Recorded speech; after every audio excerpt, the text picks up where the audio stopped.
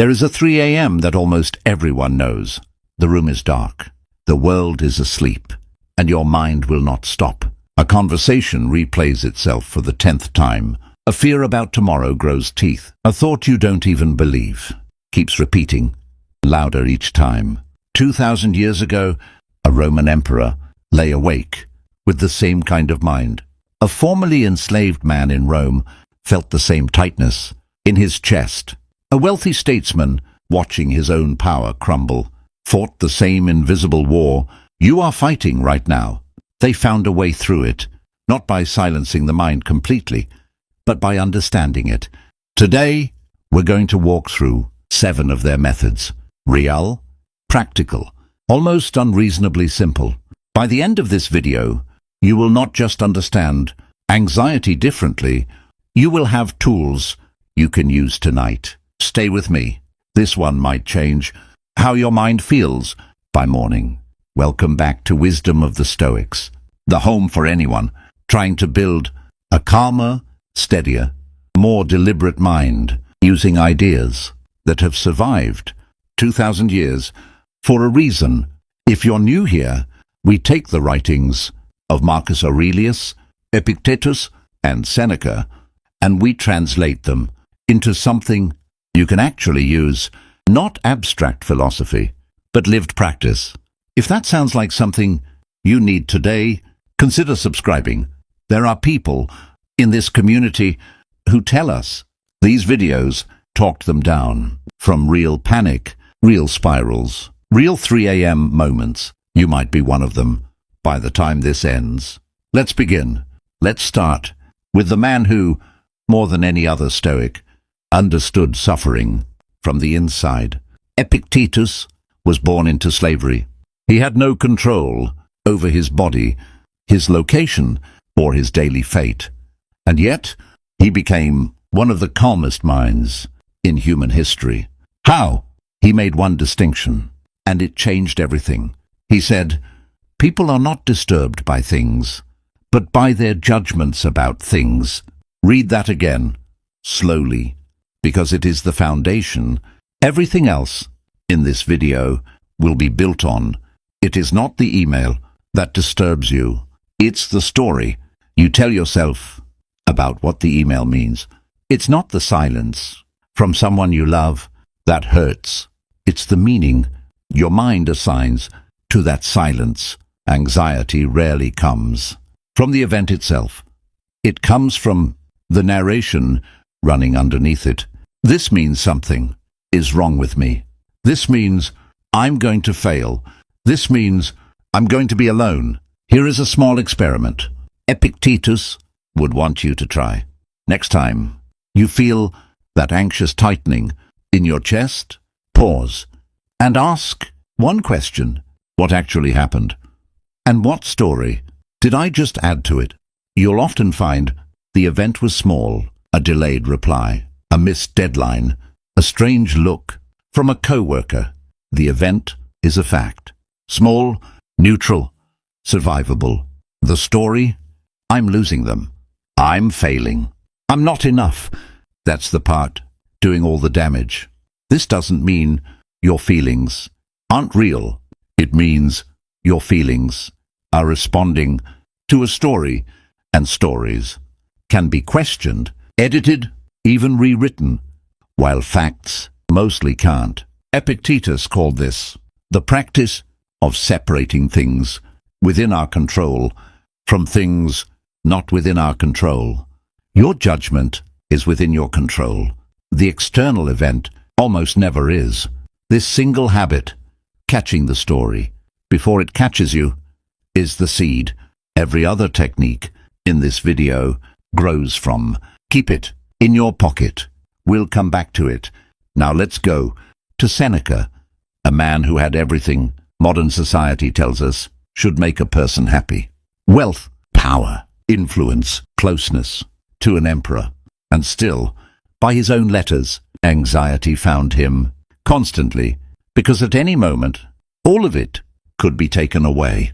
And eventually, it was. Seneca developed a practice that sounds, at first, like the opposite of comfort. premeditatio malorum, the premeditation of evils.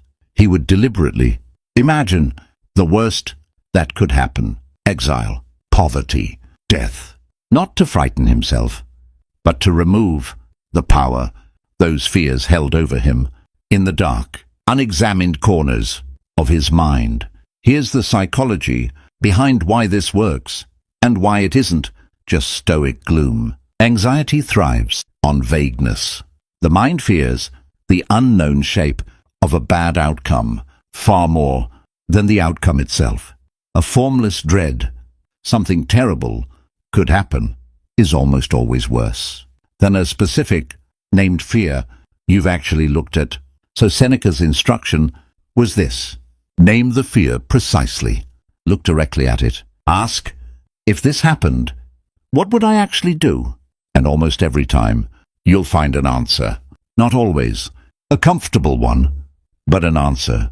And an answer is something anxiety cannot survive, because anxiety needs ambiguity to grow. Try this tonight. Take whatever is circling in your mind right now: the meeting, the diagnosis, the relationship, the bill, and write down the actual worst case, not the spiral version, the real one. Then write one sentence: if this happens, here is what I would do next. You are not inviting catastrophe. You are removing its disguise. Seneca wrote to a grieving friend that we suffer more in imagination than in reality, and once you've looked the imagined version directly in the eye, it tends to shrink. This is not pessimism. This is preparation, and preparation is the antidote to dread. If you've ever found that naming a fear out loud made it smaller, tell me about it in the comments. I read everyone, and these stories help other people more than you'd think. Marcus Aurelius ruled the most powerful empire on earth, and his private journal, what we now call Meditations, was never meant for us to read. It was a man talking to himself, often at his lowest, trying to hold his own mind together. During wars, plagues, and betrayals, one of his most repeated reminders to himself was simple: confine yourself to the present moment. Here's why this matters so much for anxiety specifically. Anxiety almost never lives in the present. It lives in a future that hasn't happened, or a past that can't be changed. Marcus noticed this about his own mind, and he wrote himself a kind of mental anchor: confine yourself to the present. Try this small test right now while you're watching. Ask yourself, in this exact second, not 5 minutes from now, not tomorrow, am I safe? Is there a tiger in the room? Is the floor on fire? Almost certainly. The honest answer is, yes, I'm safe right now. That's the trick. Anxiety plays on you. It pulls your mind into a future that doesn't exist yet, makes you suffer through it as if it's real, and then hands the bill to your present body, your racing heart, your tight shoulders, your shallow breath, for a disaster that hasn't happened and very often never will. Marcus's method wasn't to ignore the future. He still ruled an empire. He still made plans, fought wars, governed wisely, but he trained himself to act in the present and worry in the present, refusing to let his mind live permanently in an imagined tomorrow. A simple grounding practice, drawn directly from his journal. When you feel your mind racing forward, list 3 things that are true right now, not predictions, not fears, facts. I am sitting down. I am breathing. The room is quiet. This isn't a trick to distract you. It's a way of physically relocating your attention back into the only moment you ever actually have power over. This one. He wrote this to himself during a military campaign, surrounded by genuine danger, and still, this was his anchor. If it held his mind together then, it can hold yours together now. Here's a piece of Stoic imagery that doesn't get talked about enough, and it might be one of the most useful tools in this entire video for performance anxiety, the fear before a presentation, an exam, a difficult conversation. The Stoics described a good action like an archer shooting an arrow. The archer trains. The archer aims carefully. The archer does everything within their control to shoot well. But the moment the arrow leaves the bow, the wind, the target's movement, the outcome, none of that is the archer's to control anymore. The Stoic measure of success was never, did the arrow hit the bullseye? It was, did I aim as well as I could? The arrow's flight belongs to the world. The aim belongs to you. Notice how much of your anxiety right now in your actual life comes from gripping the arrow after it's already left your hand, replaying the interview after it's over, rehearsing the text message after you've already sent it, worrying about how the presentation will be received after you've already given it your full effort. That's not preparation anymore. That's just suffering. Twice for free. The practice here is almost embarrassingly simple to say and genuinely difficult to live. Before the event, prepare fully. During the event, give your full effort. After the event, release the outcome, because it was never yours to hold in the first place. This doesn't mean not caring. The Stoics cared deeply about doing things well. It means separating your effort, which is fully yours, from the result, which never was. Ask yourself, the next time anxiety grips you before something important, have I done what's within my control to prepare? If yes, you've already done the only job that was ever yours. The rest is wind. If this idea lands for you, hit like right now. It genuinely helps this video reach someone else who needs to hear it tonight. A large portion of anxious suffering doesn't come from events themselves. It comes from our resistance to them. We don't just feel pain, we feel pain and outrage that the pain is happening at all. This shouldn't be happening to me. This isn't fair. Why is this my life right now? Epictetus taught something radical. In response to this, stop wishing for events to be different and instead wish for things to happen exactly as they happen. He used the metaphor of an actor. In a play, you didn't choose every line you're given. You didn't choose every scene, but you can choose how well you perform the part that's actually in front of you, instead of the one you wish you'd been handed. This later became known by the Latin phrase amor fati, love of fate. Not blind positivity, not pretending bad things are good. It's something closer to acceptance with dignity. This is what's happening. Fighting its existence costs me energy. I could spend responding to it well. Here's a practical version of this for anxious moments when something difficult happens. A diagnosis, a rejection, a loss. There are two layers of suffering. The first layer is the event itself, which often cannot be changed.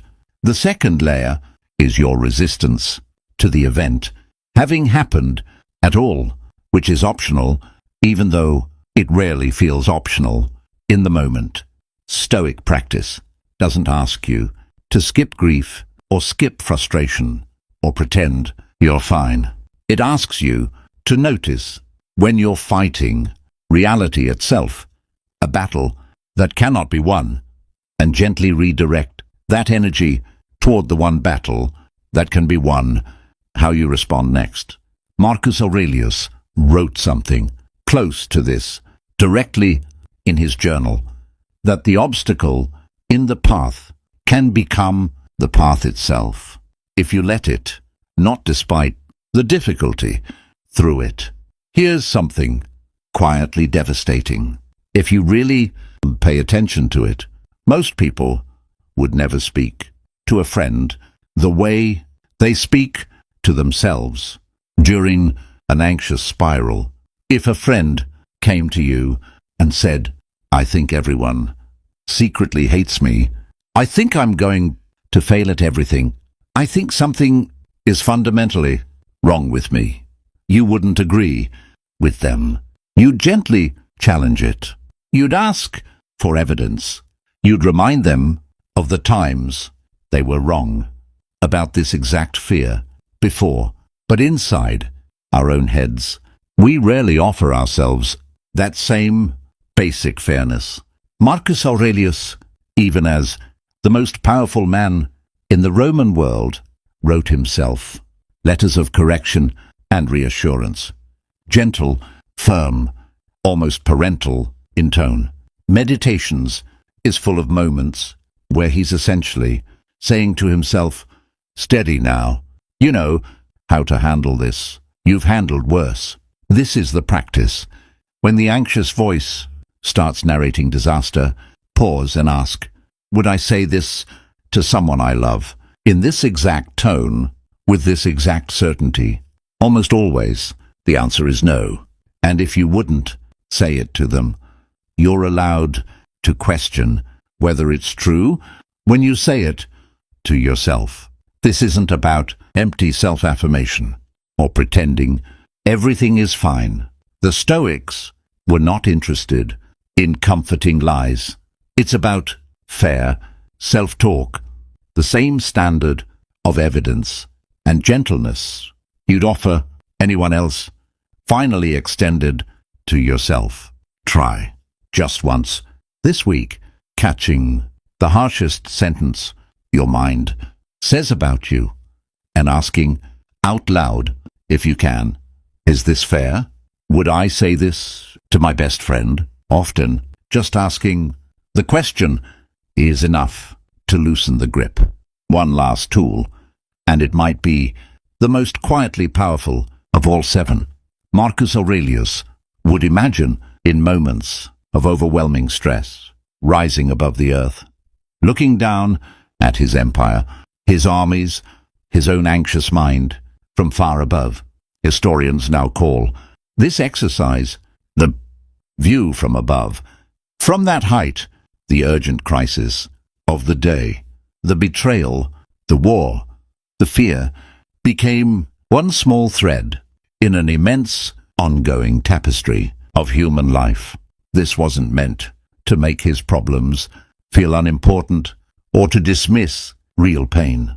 It was meant to restore proportion, because anxiety, almost by definition, makes the immediate threat feel like the entire world, permanently, when it is almost never either of those things. Try this. The next time anxiety has your full mind in its grip, picture yourself rising above your room, above your street, above your city, higher still, until you can see the curve of the earth. Somewhere down there is your anxious thought, sitting in a small room, feeling enormous to the person inside it. From this height, notice how many other lives are unfolding at this exact second. How many people have survived something just as frightening as what you're facing? How small and how survivable your current crisis actually looks from far enough away. Then come back down, not to abandon the problem, but to face it with proportion restored. Most of what feels unbearable at 3 a.m. looks different by noon. Most of what feels permanent is not. Marcus knew this from the throne of an empire. You can know it from wherever you're sitting right now. 7 tools.